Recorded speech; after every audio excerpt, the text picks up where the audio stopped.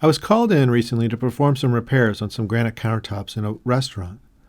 We spent the day grinding seams flat, vapor cleaning the counters to sanitize them, and polishing and sealing. This video details the work done on one of the seams. As you can see, the edges of the seam have been worn from years of sliding glasses and plates across it. The dullness along the seam is actually the polished surface on the high side of an uneven seam being worn down. The video is sped up 400% and shot using 3 cameras. The video shows an entire seam repair, start to finish. Call Sureshine today or visit our website at the link below to have your granite or quartz counters looking like new again. We have Sureshine network affiliates around the United States as well.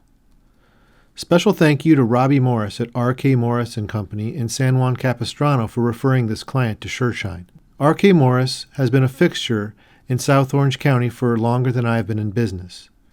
They are a family-owned stone and quartz fabrication and installation company in San Juan Capistrano. Please consider them when looking for installation services in your home. This is the only voiceover in the video. Please feel free to skip around. If you are interested in learning how to perform these services, you can find instructional videos, including this repair, at stonecareedu.com.